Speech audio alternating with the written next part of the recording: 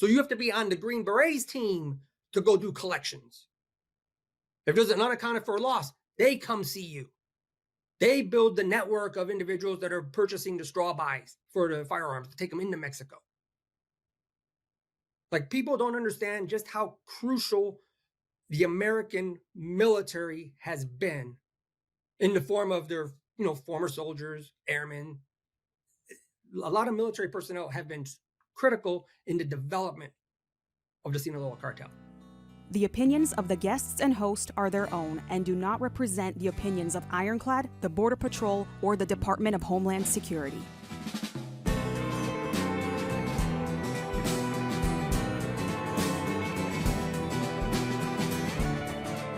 Welcome to Borderland, Narcosis, an Ironclad original. Our next guest went completely viral when he mentioned a few things about special operations operators in the cartel. Pierre's back, and we have some more questions for him, and I know you're going to like it, so check it out. So let me ask, did you receive a lot of feedback from our last podcast? There was yes, quite a bit of feedback, actually. Numerous people have reached out. Quite frankly, I was shocked at how unwilling people are to consider information with which they would have no basis to refute. Like, I know the individuals. Yeah, it's an interesting thing what I've noticed. So I allow experts to come onto the podcast, use the platform, and state their claim, whatever it may be. And everyone that we bring on the show, we vet the story enough that as much as we can. And everyone we've had are professionals in their space, right? Even gentlemen like the Flores twins. When we had Jay on, people questioned his validity, which if you and I know the background of him, but still it didn't matter. I think there's a discrepancy between what the American people think of with the cartel space, drugs, and trafficking compared to the Mexican side of our world. And some of them are very connected into the storylines. It's a different story, I think, being told. And so you'll have this discrepancy on whether people believe certain individuals are valid or not, or legitimate or not. And I find that fascinating. It's something that I myself was like, wow, it's a weird thing that I'm noticing throughout the comments and everything else. I'm very familiar with Jay, and he and I knew some of the same people in Los Angeles and down south. And unequivocally, Jay was the largest American trafficker ever prosecuted in the history of the United States, bar none. And so for people to call into question his bona fides is just, come on, man. Like, he dealt directly with Chapo Guzman, dealt directly with Mayo Zambada, and dealt directly with Arturo Beltran. Those are three of the four largest drug lords within the Sinaloa structure, which at the time consisted of 60 organizations. Now, in the United States, they only had 7 or 8 of those organizations present in the US. And this is the point that I was illustrating earlier in our last discussion. Jay Flores is an American of Mexican descent. He comes from a respected pedigree in that his father was a respected trafficker. He was able to deal directly with them on that pedigree. However, when he began dealing with them directly, he didn't work for none of those people. He was the first tier wholesale level customer. He purchased the product after he moved to Mexico. All of the transactions in Jay's case happened in Mexico. They didn't happen in the United States. They placed the orders in Guadalajara. They need 900 kilos. He took delivery in Chicago. The deals were all done in Mexico. Now, the guy in Mexico was a gentleman named Germán Olivares. He was Mayo's primary lieutenant. So Jay would go to G and say, hey, 900 kilos to Chicago. G calls the E9 in Los Angeles at the distribution hub. Send 900 units to Chicago for Jota.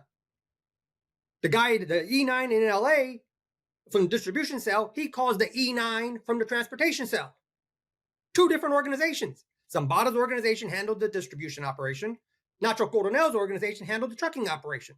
Now, I know the names of the individuals in Los Angeles. I'm just not putting their business out there. Germán Olivares has been charged in a half a dozen different indictments. He's one of the most powerful guys within the Sinaloa structure. And Jay's already publicly disclosed him. So I'm citing his disclosure.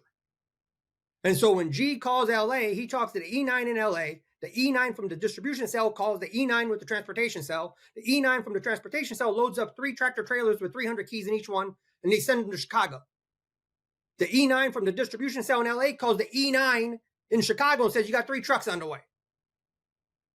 Once it gets to Chicago, the E9, the cell in Chicago receives the truck. So they send the truck on Monday, Tuesday, Wednesday. On Thursday, Friday, Saturday, the trucks arrive. So on Thursday, they unload the first 300. On Friday, the second 300. On Saturday, the third 300. The E5 within the Chicago cell will take 300 in a van and drop it off to Jay Flores' representative in Chicago. Once the product gets to Jay Flores' representative in Chicago, cartel's over with. They're done. The largest operation in the United States involved no financial transactions in the U.S. It was simply logistics. They bought the product in Mexico. It originated out of L.A. to Chicago. There wasn't 12 men involved in this entire operation. And the only people talking to each other are the E9s. Everybody else, you got E7s that are operating. You got a few E6s and a couple of E5s. They're the little runners. So where's this enormous footprint that I'm seeing? I keep hearing about. Where's this talk about he's not talking about the gangs and the retail distribution. There is no retail distribution. Jay Flores is buying tens of millions of dollars worth of product a month. That's who they deal with. Not some broke dick joker doing $50 deals here, $20 deals there. Are you people insane? Like on the one hand, I hear people saying how sophisticated the cartels are. They're generating tens of billions of dollars in profits. But on the other hand, you think they're going to use gang members? It's absurd. The operation handle at the J level operation. And what's interesting is once the product gets to Chicago and Jay Flores' representative gets possession of the product, the cartel's operations are over with. From that point forward, all of it is American-based trafficking. Jay Flores had his customers in Chicago. None of them are cartel. The guys in Minneapolis, Detroit, Milwaukee, Cleveland, Cincinnati, Pittsburgh, Memphis, Louisville, Columbus, St. Louis. None of them are cartel. They're all Flores customers. So Flores is a cartel customer. Everybody else in all those other cities are all customers of a customer. Where's the cartel presence? Yeah. It ends with the delivery. I guess that's the confusion, is that a lot of people are really having trouble defining where that cutoff starts and ends. And we as Americans have just said cartel for everyone. We've blanket statement that, and which has the American people very confused on who is and who isn't. And then it turns into, there's a form of fear mongering that happens with that as well. There's a lot of little things that happen that create this kind of space of confusion of how do you label a gang to a cartel to just a drug runner who just decided to continue to keep pumping drugs down someone, in some city. There are no gangs linked to cartels. They don't deal with gang members. You have to come with at least 7 figures to the table. Gang guys are the kind of guys that they're so far removed, they're selling dime bags of weed. These are the guys that when they're broke, they're knocking off a 7-Eleven or a liquor store. People that are doing hundreds of millions of dollars worth of product a month aren't talking to these guys. They're nowhere near these people. Stash houses are in Arcadia. The distributors live in San Dimas. They live in Arcadia. They live in Santa Monica. We had the labs in Beverly Hills. The meth operation for Valencia's organization, which handled methamphetamine, his stash houses were in Newport Beach. Now, you're familiar with Los Angeles. Those are some of the richest, wealthiest cities in the country. Newport Beach, Arcadia, San Marino, Beverly Hills. That's where you find the big money players. There is no tie. Look, you see, the problem here is we're at the point in this country where if the guy happens to be Latino, they're calling him cartel. They're lumping Guatemalans in. They're lumping in American Chicanos in.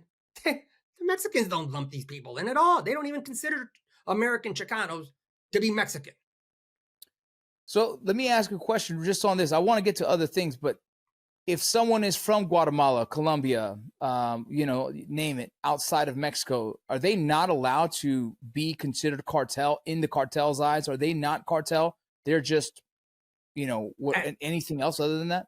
Well, again, remember, there's 2 spheres. In the United States, they're customers of a customer. They're not dealing with Guatemalans. Now, in Mexico, they'll deal with anybody. Because, see, in Mexico, the American government does not send undercover agents into Mexico to do deals. They lure the Mexican trafficker either into the United States or into a third-party nation, whether it's Panama or Uruguay, where it's safe. Because in Mexico, well, and again, just to clarify for your audience, we're talking about Sinaloa.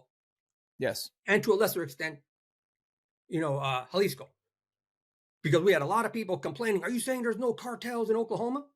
I'm saying Sinaloa's not in Oklahoma.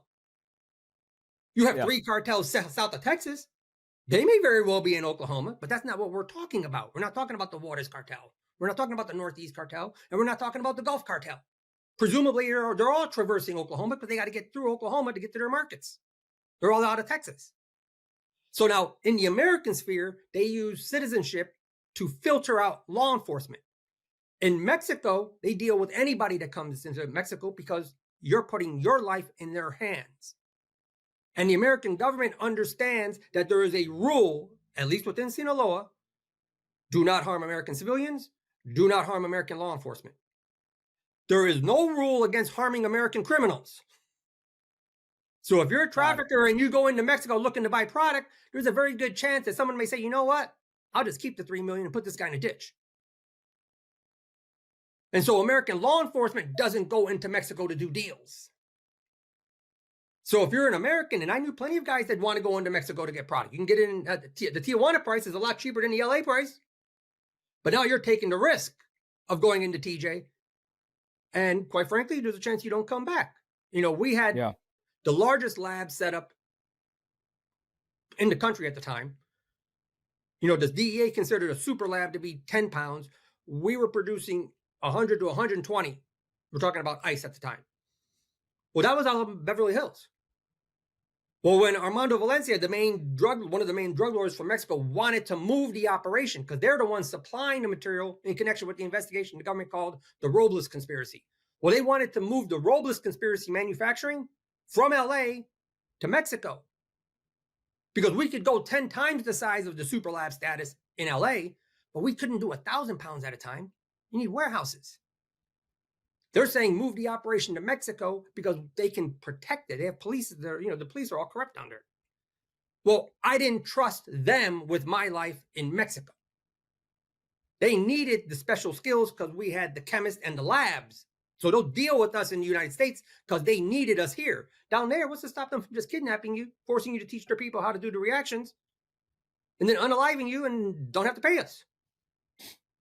And so, yes, there are many Americans that go into Mexico to do transactions. And so that's a different category. So if you're a Guatemalan, if you're Latino, if you're any group, if you want to go into Mexico, hey, no problem. I got to become really good friends with the guy in prison who was the son of the Honduran president. The Honduran president was taking payoffs to let 20-ton shipments coming through. And the son, of course, is the point of contact. The adult son was the point of contact with the Mexicans and with the Colombians. And so the Hondurans were taking their pay in product. So the Mexicans were like, yeah, sure, we have no problem transporting your product for you. It's a delivery service. But they're not supplying the product to Honduran customers in the United States. They'll deal with the Hondurans in Honduras or in Mexico because they know that's not DEA. And so always think in terms of minimizing your footprint, minimizing the risk. And so people have a misconception just because they're poorly educated that they're not savvy. They're very savvy. They're very clever. They're just not book smart. Yeah. Man. So anything else that stood out from that first interview that you want to address?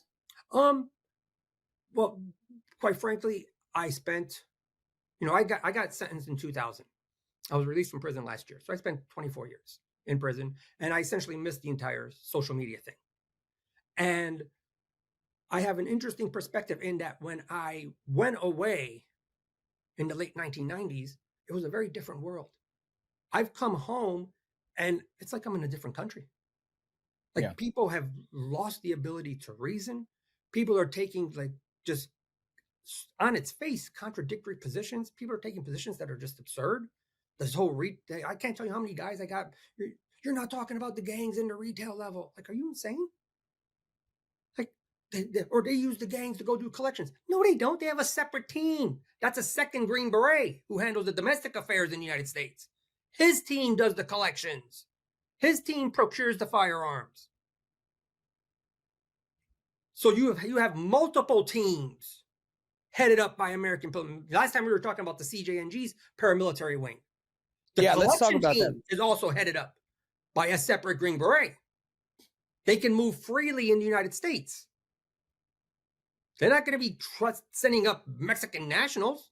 So you have to be on the Green Berets team to go do collections. If there's an unaccounted for loss, they come see you. They build the network of individuals that are purchasing the straw buys for the firearms to take them into Mexico. Like, people don't understand just how crucial the American military has been in the form of their, former soldiers, airmen. A lot of military personnel have been critical in the development of the Sinaloa Cartel. Even Air Force? Are you sure about that? Let me tell you a funny story about Air Force. Okay, the Sinaloa Cartel exists today because back in the 1990s they were on their last leg, the weakest of all the cartels. Well, one of the men from Sinaloa, who's credited with being the most famous trafficker in all of Mexico, is named Amado Carrillo. Hundreds of songs written about him, movies. One of the most popular telenovelas of all time is based on his character. And Amado Carrillo gets credited with creating the most sophisticated air wing in the history of criminal endeavors. Let's just put it that way. And what's interesting about Amado Carrillo is he wasn't a pilot and he wasn't a logistical expert. See, Amado Carrillo gets the credit for building that air wing. And this is the air wing where they took 727, 737 civilian airliners, gutted them, turned them into cargo planes. Well, that entire operation was actually ran by a retired U.S. Air Force officer. I know the man. I'm a writer. I've spoken with a number of these individuals. I actually spent 2 days talking with this gentleman. Today, he's an older man in the late 70s, pushing 80. He's retired, lives up in Seattle. Well, he built that air wing.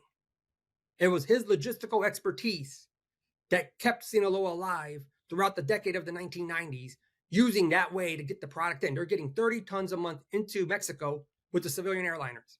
All of that was conceived and built by a United States Air Force officer.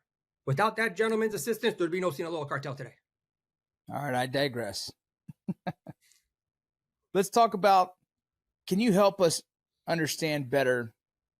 The thing that went viral was you talking about the CJNG, their paramilitary wing was ran by 4 special operations guys. Mm-hmm. And then in my notes that you mentioned that there's that second Green Beret. Can you clarify all that for us? Well, everything is done on the basis of teams and they're compartmentalized. From my understanding was with respect to the CJNG. Remember, when this was originally built, CJNG was still part of Sinaloa. It broke away and they formed a separate group. And it's important that we don't use hindsight, because when the men get involved, they don't know that 10 years later, they're going to be the number one organization and they're going to be at the top of the list of getting targeted. Circumstances develop that are unanticipated, quite frankly. And so, yes, you've got the 4 guys that were known. Now, I've spoken with the Special Forces guy in the last week. He said that his contacts within the intelligence community have confirmed that they know the identity of the 4 men. Like, I didn't know their names. I just knew their existence. And he said there are a number of other Army Rangers in addition to those 4. Now, I have a friend who was a Ranger who they attempted to recruit. So I've got a pretty good understanding of the pitch they made. Well, from what I understand, you've got the American Special Forces, which are utilizing the same protocol that was used to train the Afghani Army's elite units. And so they take that training, that protocol, and use that to build up the CJNG. So you've got former Mexican Special Forces, which serve as the day-to-day commander actually interacting with the Mexican nationals. But the Special Forces from Mexico are coordinating with the American Special Forces, who do the operational planning, the tactical responses to military operations. And they basically get the guys tuned up. From what I was, they use the same method as in Afghanistan, and the Americans are only there to put in assistance if it's necessary. Like the CJNG's people get sent out. So the day-to-day operations are the Mexican Special Forces. You've got a body of individuals that are just former Mexican military, and then that's supplemented by individuals from Central America, a lot of Guatemalans and Hondurans, which are their special forces. And so the Americans they use what I was told is they call it coaching from the rear, which is the mindset they utilized in Afghanistan, where they send the Afghani units out to do the engagements and they only get involved in the event something goes sideways. And so that unit, they don't just go around attacking law enforcement, and they don't go around attacking even Mexican military. They defend themselves when they're attacked. Like the 4 guys, they're responsible for maintaining the security details for the higher ups. So they do a lot of the training and they do the security detail for the, Mencho and the other bigwigs. And so when they engage, they do the tactical responses to military operations that are compromised because corrupt officers within the Mexican military call and tip them off. So they know when they're coming. So they always try to run away. They tried to run. When they blew up the helicopters out of the sky, they were trying to leave. The helicopters they fell into their formation. They started descending on their run. Well, in that circumstance, they had to defend themselves. But they weren't looking to blow the copters out of the sky any more than you had the same situation a few years ago when Chapo Guzman's son, Ovidio, got arrested. Well, that was a unanticipated arrest. Well, if you look how the Sinaloa operated, how'd they get him out? Well, within an hour, you had 700 men descend on the scene. And what was interesting is they already had the arrangement set up. While there was engagements on the street with the local law enforcement, they stormed the military base. They took all of the officers' families, put them in their homes, and then wired the homes with explosives. Then they called the general at the base and said, either you release him or we blow up all your families. So they'd already identified who all the officers are, where they lived, and had a prearranged plan. So that means these are tactics. They didn't develop this on the fly. This is pre-planned. In the event one of the big guys get arrested, this is what you're going to do. 1, 2, 3. Well, that's where the Americans get involved. They come up with the plans and they're executed by the military wings. They're soldiers. That's essentially, the big boys aren't. The colonels aren't in the middle of the gunfight. They're in the back. Yeah. I've had some intel saying that there is Ukrainian military as well in Mexico teaching them drone warfare. Have you ever heard anything about that? No. The only group I know of are Israelis, and that's very limited. I mean, you heard a little bit about Israelis, but no, not Ukrainians. I haven't heard anything like that. There's a few years ago, there was a big leak. Essentially, it's like the Spanish language version of WikiLeaks. It's called the Guayacama leaks. And it showed, like a large number of terabytes of data from the Mexican Defense Department. And it literally has over 4 million emails where, generals are communicating with generals and colonels with colonels and openly discussing the fact weapons are getting sold to the cartels. They're comparing numbers on bribes, like how much are you getting? Well, the guy in Oaxaca's getting 500 a year. Well, the guy in Guadalajara's got to get a lot more than the guy in Oaxaca. So when he goes to renegotiate his new contract, he says, hey, the guy in Oaxaca's getting 500, I want 750. And so we've got a really good insight into the depth of corruption within the Mexican military, but there hasn't really been any discussion about foreign nationals in the sense of Ukrainians coming in. Now, granted, the information is from 2023, so it could be more recent, but no, I haven't heard anything either through discussions with cartel guys or through any of the open source material I've been able to review. Yeah, I just think it's fascinating how fast they've become very knowledgeable using drones and how effective they've been recently through some of the videos that I've been able to see. Well, the drones for smuggling purposes, that's common. That's common. One of the CJ&G guys that I was, bullshitting with one day, he said they've got so many drones flying back and forth, just like the air pattern over LAX. I mean, it's just all night drones going. And so, but the economics of the narco world have changed with the introduction of the synthetic, the fentanyl. I don't want to say the word. Because for the first time, small amounts, 2 kilos, 3 kilos, represent hundreds of thousands of dollars. I was in the system for 23 years before I met my first backpacker. Before that, I always look at it from the economics perspective. How much can a backpacker bring? Let's say he's bringing in 5 kilos. You're going to pay him $1,000 a key? Well, why is somebody going to risk 10 years for $5,000? The 10-year mandatory minimum. And you can give the same product to the local cartel rep. They'll smuggle it for you for the same $1,000, and they insure your product. Who's going to turn down the insurance? So it wasn't an economically viable business model to have backpacking up until the introduction of the synthetics. Because now it takes $3,400 to produce the same amount of material, 2 or 3 keys. For 2 kilos, you're going to sell them for $300,000 in Phoenix. So there's an enormous profit margin at this point, which makes backpacking economically viable. So when people talk about building a wall, that's where it would be impactful. Because the backpackers are actually working behind the backs of the cartels. The local mom and pop producers, they're not supposed to be doing this. They're supposed to be selling it to the cartel group. They're going behind their back. That's why they can't give it to them, because they'll pay a much cheaper price in Mexico. They'll pay 60 cents a dose, as opposed to the American that'll pay $3 to $6 a dose in Phoenix. We've seen the numbers of smuggling. Well, I'll say this: we've seen the numbers of illegal immigration go significantly down. I'm curious to your experience.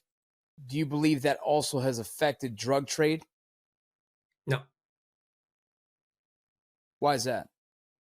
Well, because you've got multiple redundant systems that are based on, you look at the highly publicized photographs, Mexican troops, 10,000 troops on the border. Yeah, well, none of them are anywhere near a tunnel. Just going right underneath it. They're not searching every tractor trailer coming through. You got 15,000 trucks coming through every day. You've got a truck with 12,000 pounds full of lettuce in the back. Are they going through every crate?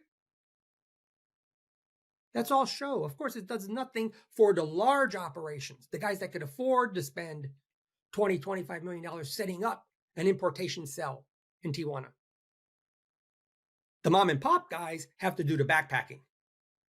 Those are potentially going to get subjected to interceptions because now you got a lot more boots on the ground.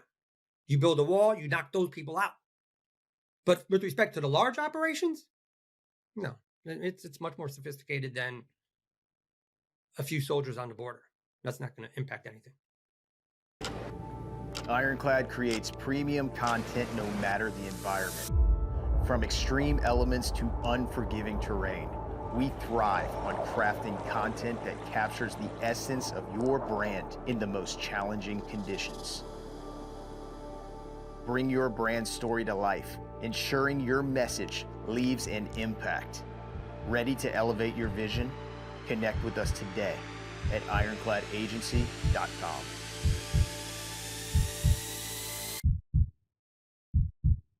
Things like flight, boats, maritime, planes, those still happening at a massive scale?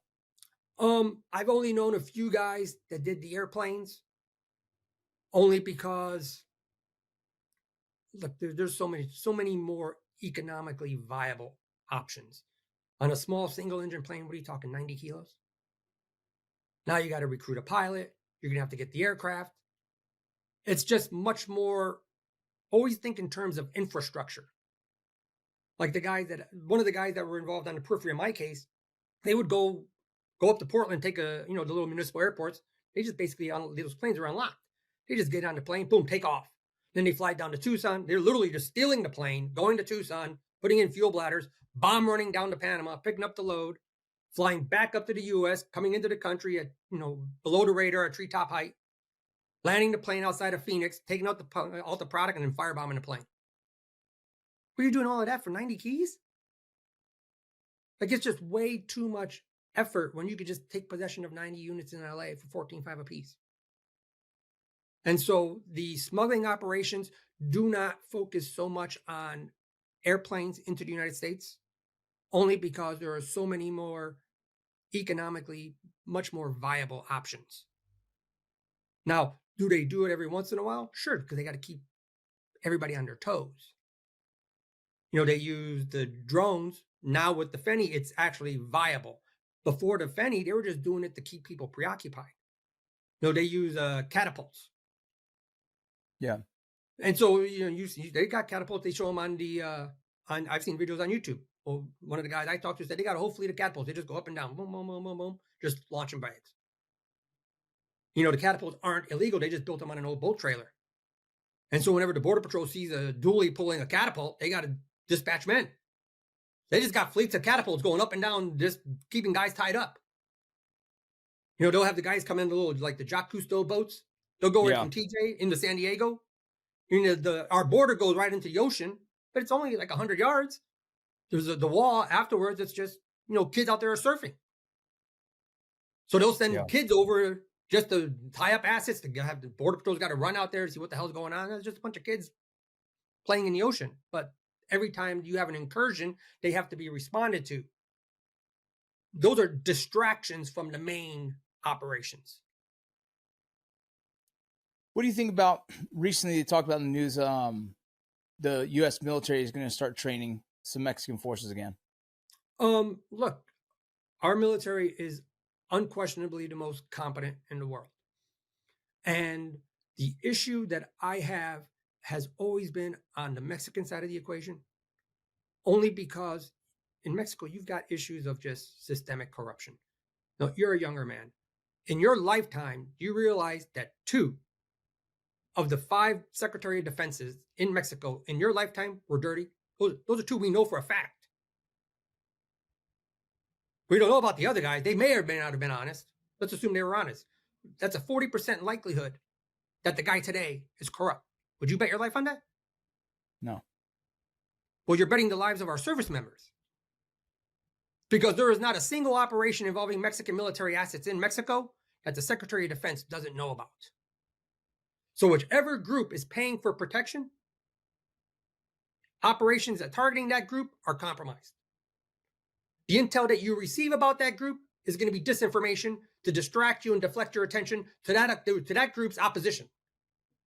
So now we're subject to getting manipulated. And in the event they are targeting the protected group, our men are going into ambushes. So now if you're talking about sending Mexican military assets into ambushes, well, I'm American. I'm worried about our guys. But when you start talking about putting American service members, embedding them with the groups, now you got to start thinking carefully. Like, hey, how can you trust an unreliable partner? Yeah. And I don't mean to imply that all of them are corrupt, but one of the lessons we've learned from the Genaro Luna case, and we're just talking, this is in 2019, Luna got knocked off. He was their FBI director. But one of the lessons we learned from his case is that he didn't turn corrupt at the age of 53 when he became FBI director. He'd already been getting paid for 25 years. The second lieutenants that were working at the airbase where the 737s were getting landed 30 years ago are today's generals. Well, they've been getting envelopes for 30 years. These are the people that are today populating the leadership of the defense structure in Mexico, the leadership of federal law enforcement. So there's no evidence indicating that Claudia Sheinbaum is corrupt. On the contrary, it looks like she probably isn't corrupt. But do we know that about her chief of staff? Do we know that about the people in her the various department heads? So you have to assume in a country where the FBI director was dirty, the DEA chief was dirty, the drug czar was dirty, the Secretary of Defense was dirty. Well, you can't take the assumption that it's reasonable to put our men at risk or partner with the Mexican military forces, knowing that you could be sending our guys into ambushes. So now if you want to keep the Mexican government out entirely, well, then that's fine. Of course, now we're violating their sovereignty. It's a whole bunch of political issues. But at least you're taking reasonable steps to protect our men. Yeah. I think a lot about the Los Zetas and how, the Gafe, how we trained them and then kind of turn around and kind of bit us in the butt. It almost feels like it's rewriting history again, and it sounds like it could potentially turn into the same exact thing. Yeah, they target individuals with specialized skills, and there are, we train many people, Guatemala, Honduras, throughout Central America, who have a skill set that is very valuable, and they're willing, these groups are generating anywhere from 19 to 29 billion dollars a year, so they can afford. I'm talking about all of the cartels in collection. Well, you've got 9 cartels. If there's $30 billion available, well, they're hiring the best people. And so, yes, you're correct in that you've got individuals with high level of military training who are highly incentivized through significant financial compensation. Do you have a rough estimate or thought of how much you think cartels like the CJNG would offer law enforcement, former special operations guys? I'm kind of trying to understand what's that number that someone was willing to just give up everything and go do that. Well, I don't know, and I don't like to speculate. I have no doubt it's in the 7 figures. Yeah. And again, remember when they started, they didn't anticipate it to being what it is today. Yeah. They train with guys down in Guatemala. The individual that handles the domestic operations here in the United States was a 7th group. So he did a lot of training down in Central America, and he developed relationships with people. Those guys go to work in Mexico. Now they extend an invitation to the Americans, say, hey, why don't you come down here and work with us? Well, guys oftentimes find themselves in the circumstances where it escalated beyond what they anticipated. And now when you're in, you're in. There's really no way to back out. Because if you come back to the United States, you're still looking at a significant amount of time. This SF guy that you're talking about that you say currently runs the operations side in the United States, he's the one who does a collection of guns. He's the one who does or sets up that. He's the one who also does a collection of money. That's a fact. Like, for a fact it's a 7th group special operation. He lives in Mexico. He doesn't. Understood. He organizes the teams that handle everything in here. And so, yes, that's just, what he gets paid, I don't know. Only because they tried recruiting my friend to provide services here.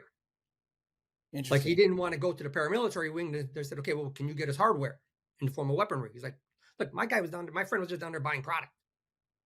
Once the guy in Guadalajara found out he's American former military, that's when they bring in our former service members to make their pitches. So he turned down the CJNG and offered to go for the paramilitary wing. So then here comes the guy that handles American operations. Would you be willing to do work in the States? Can you get us weapons? Can you help our people move around? Because he knows the States. And so he wasn't interested in either one of those 2 opportunities.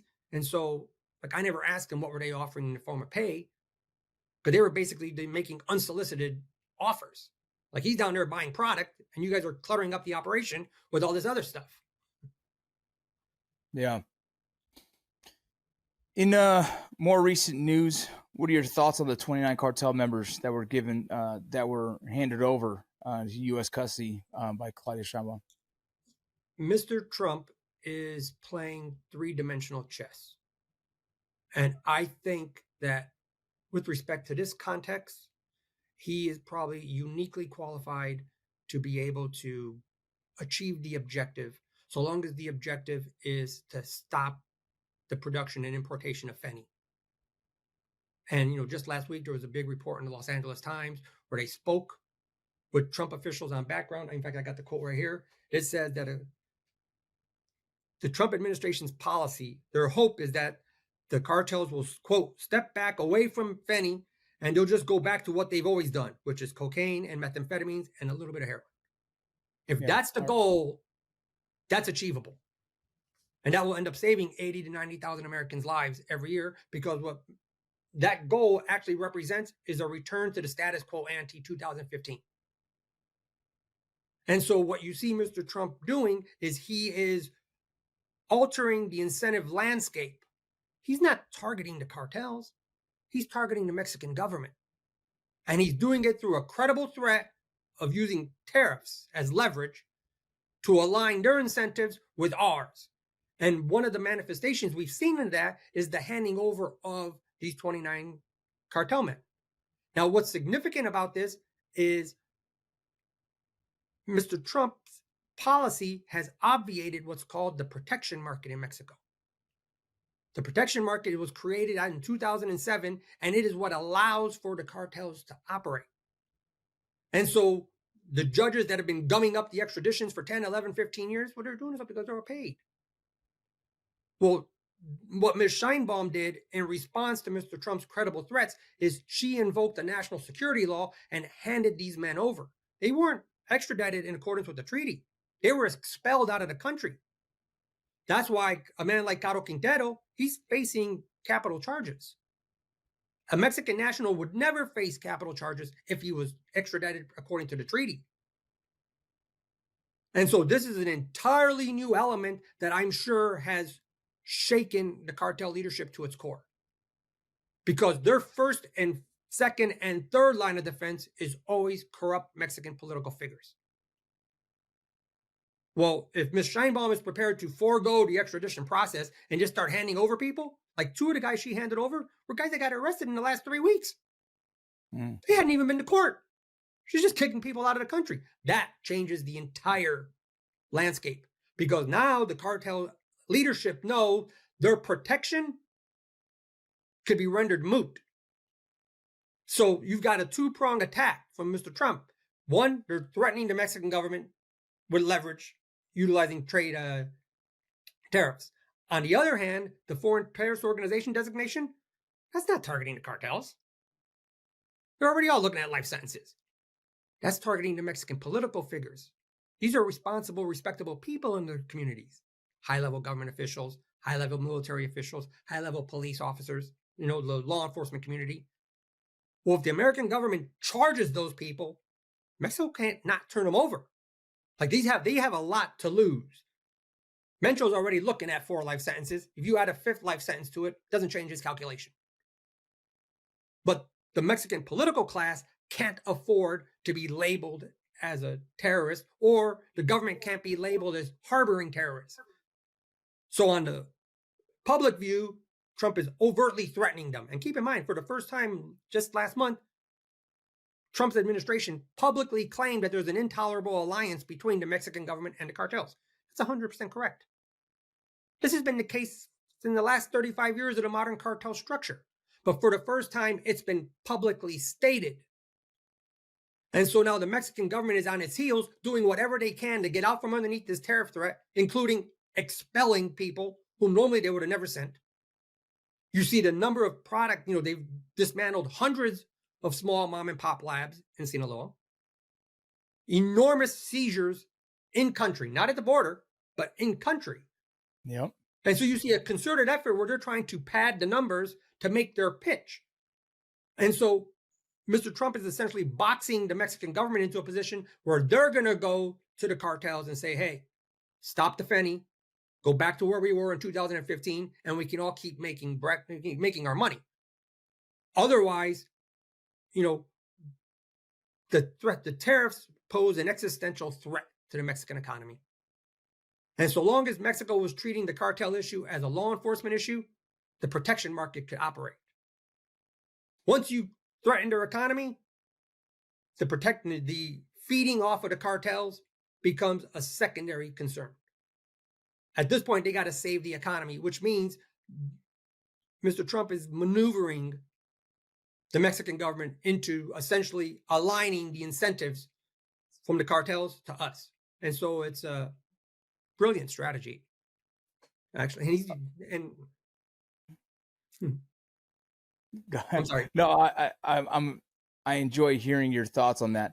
Of those 29, is there any significant ones that you were surprised with? Look,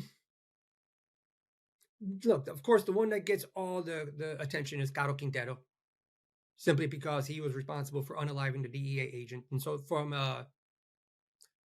obviously from a DEA perspective, from an American Department of Justice perspective, that's an enormous victory. It's a big win. That's a huge win.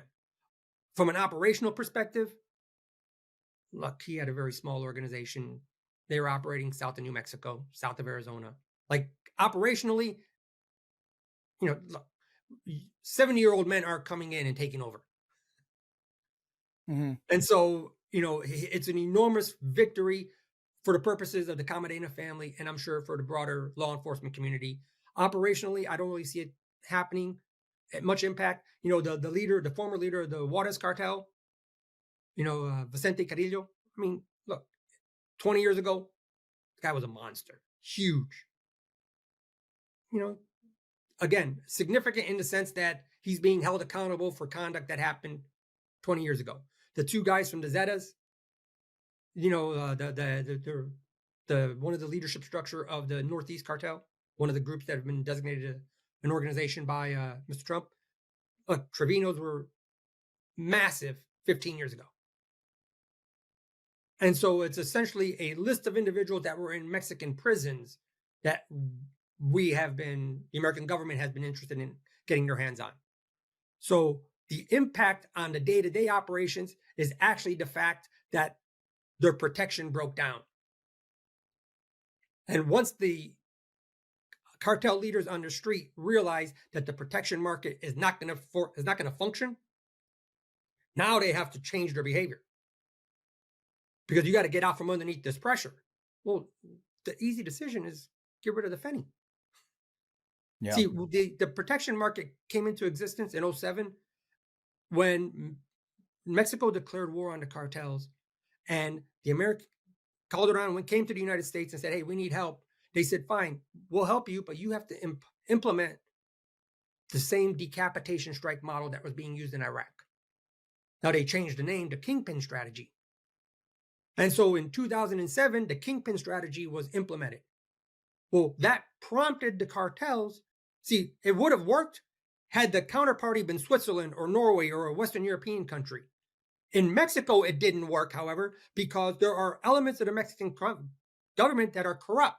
Well, they now were able to monetize their influence. So it created a protection market where the bribes became exorbitant. They're no longer are you paying $500,000 for a cop to look, for the police chief to look the other way. You're talking now $50 million bribes with Genaro Luna, $60 million with Cienfuegos, $30 million with Ramirez. And so literally there's $450 million worth of bribes for a dozen guys in that administration.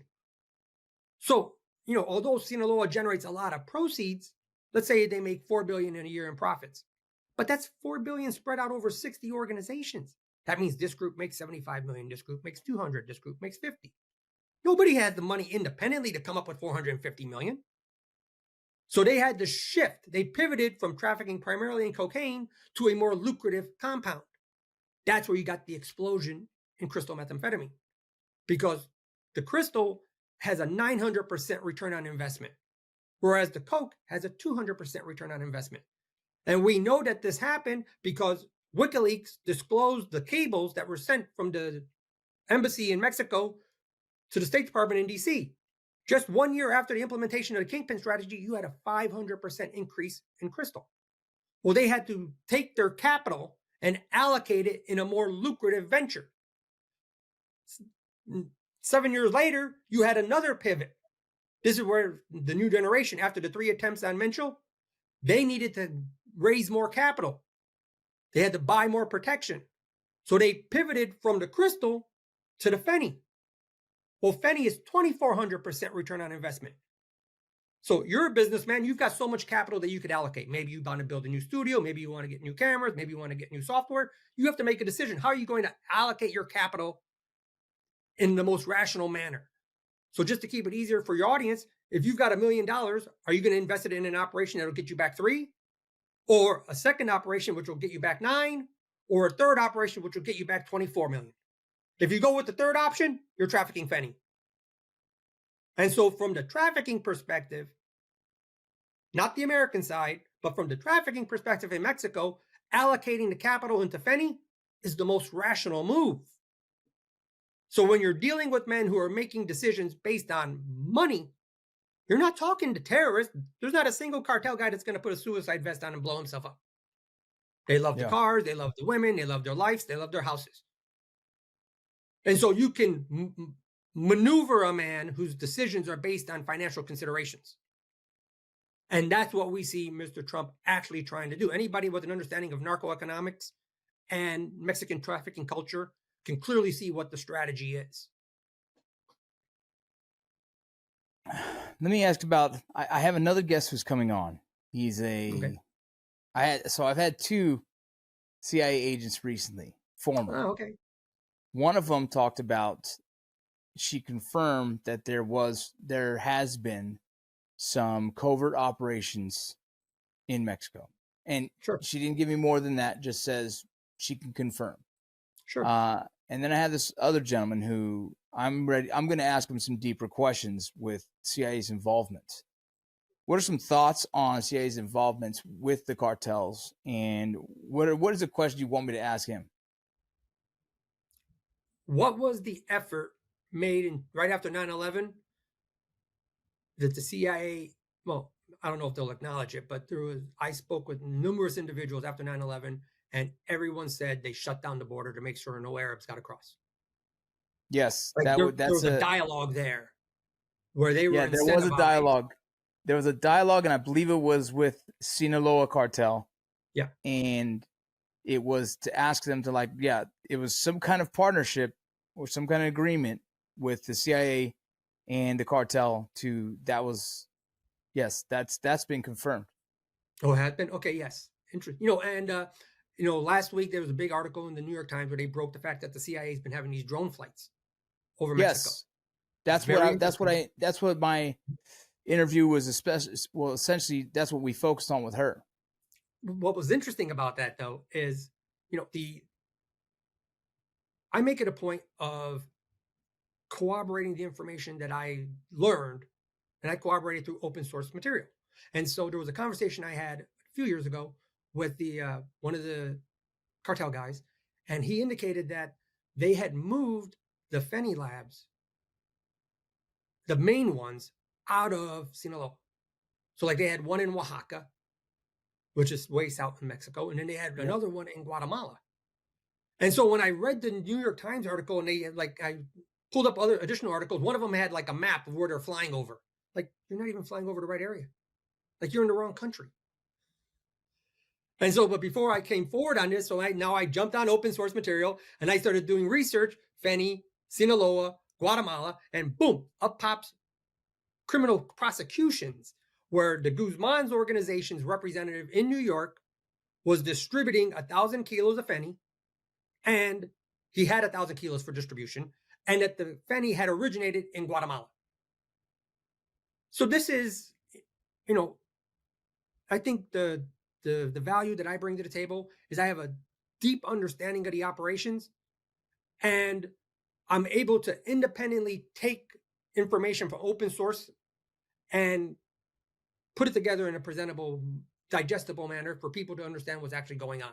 Like the conversation about the Guatemala thing was just us talking on the yard while we're walking laps. It didn't become relevant until last week when I saw the article. I'm like, uh-oh, let me see if I can confirm that, because now it triggered the recollection of that discussion. And so, yeah, sure, here, boom, the largest Sinaloa lab for Feni is in Guatemala. And so I'm sure, look, the Navy SEAL that I spoke with last week told me that the intelligence community doesn't have to rely on me to make statements on a podcast. Like, I have no doubt that they know. The FBI. So when they tell us that they're operating in Mexico, you can rest assured they're in Guatemala. They're in Honduras. Because this is information that's known to the FBI. It's known to the DEA because it's appearing in federal indictments. So unless there's just a massive breakdown in communication between our law enforcement agencies, I have no doubt that the depth of the CIA's involvement is at a much deeper level. Like the information that got disclosed in those leaks, our government has the names of every one of those officers. There's literally lists of officers that are dirty, identifying the amount of money they're getting paid and which organization and which cartel was paying. Well, that's the kind of leverage that we could use. We can let the Mexican authorities know, hey, look, we're prepared to indict these 700 officers. Get your people in line. because the goal ultimately is to stop the fentanyl. Yeah. And so long as that's the goal, you need leverage, not leverage over the criminals. They're criminals. You need leverage over the individuals providing the protection that allows those structures to operate. I previously sent you one of those schematics. This is the Sinaloa Cartel. It's 44 organizations. This is as of last year. It's 44 organizations spanning 15 states. There are no comparable structures in the United States because law enforcement would break something up like that in a minute. They're only able to operate in Mexico because they got the tacit approval of elements of the Mexican government in certain circumstances, and in other circumstances, they got express approval. If our country focused on the products that are coming from China, would that help? There's very little product coming from China. You're talking about chemicals? Yes. Sorry, the precursors. Well, in 2019, China outlawed the production of fentanyl, and they restricted the precursors. Now, people are using the term precursor incorrectly. The precursor is the compound, the chemical that is precisely the predecessor group. So you take these three precursors, do a reaction, and you'll synthesize the fentanyl. That's not what the Chinese are selling. They're not selling precursors. They're selling the chemicals that are being used to make the precursors. Well, all of those chemicals, none of them are illegal. That's why the Chinese government is saying, what are you talking about? We can't ban stuff that's got normal commercial applications. If you've got a real chemist, or in the case of the guys in Mexico, you got 20-year-olds that are running labs. We had a chemistry professor from USC helping us. Well, that was an enormous barrier to entry. Well, today, the kids just go on the dark web. They got what are essentially recipes. So you spend $3,000 in non-regulated chemicals, and you're producing $300,000 in product. So the economics has changed profoundly. And with respect to the Chinese, they're not sending precursors. There's company, first of all, Chapo Guzman's not picking up the phone and calling a guy in China saying, hey, send me some chemicals. It doesn't work that way. The 14K triad has 18 offices around the world. There's going to have half a dozen at least to a dozen shell companies. So the Chinese company, the company in South China, the chemical company that's producing the perfectly legal chemicals, they don't even know it's going to Mexico. You got a shell company out of Hong Kong purchasing the material to ship it to a shell company in Malaysia. The company in Malaysia sends it to Singapore. Singapore sends it to Indonesia. Indonesia sends it to Turkey. Turkey sends it to Spain. And it comes in through Veracruz. The Chinese company has no idea where this is going. And that's the case because the United States has not charged any of the chemical companies. They're not doing anything illegal. They've charged the brokers, but the brokers aren't the chemical company. Like in my case, they didn't charge none of the companies. Everything was legal when we started the manufacturing runs. So whether it's the companies in Jersey, the companies in Germany, the companies in California, none of them got prosecuted. They had no idea that this chemistry professor, who had set up a small business, was taking these compounds, each of which were 100% legal, and conducting reactions that is going to be able to produce 3,4-methylene-dioxybenzomethyl ketone, and then take these other chemicals that are used to make methylamine, and then do a reaction to reduce that to produce the ecstasy. Like you can't hold companies accountable for the conduct of individuals downstream when the individuals operating downstream are very sophisticated. And so by the time it gets to Mexico, you've got a lot of the chemicals are going to Peru. They're coming in through Spain into Veracruz. They're coming into Guatemala. They're coming into Honduras. It's not just a straight shot from China to Colima. And a lot of times what they'll do is when they get to Indonesia, they'll change the labels on them. So they're shipping palm oil. And so by the time it gets to customs in Mexico, even if the customs guy isn't dirty, and most of them, a lot of them are corrupt, but even if they're not corrupt, they're looking at a manifest showing palm oil originating out of Indonesia that was shipped from Singapore. They're not cracking open every 55-gallon drum on one of those enormous ships. You got 15,000 containers. They're not opening every container. They're not opening every 55-gallon drum inside of every container. So all you need to do is hide 10 containers, 10 55-gallon drums in a sea of thousands. And so the pressure has to be placed on the Mexican government to crack down on the fentanyl production. Because if you're attacking the Chinese side, it's really a needle in a haystack circumstance. Yeah. When you put it like that, now I understand, because I was very curious about like why aren't we doing anything about that? Well, when you put it that way, it makes more sense, and I appreciate that. Sure. Last thing, anything else you want to add? Anything you want to say to the show? It's your time, because I'm done with all my questions. I really had a good time. No, look, as long as we understand that there's been an incentive misalignment for a very long time, and it's been exploited.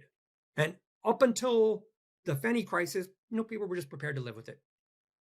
Every administration for the last 30 years has known that the Mexican government has been in bed. Elements of the Mexican government have been in bed with the cartels.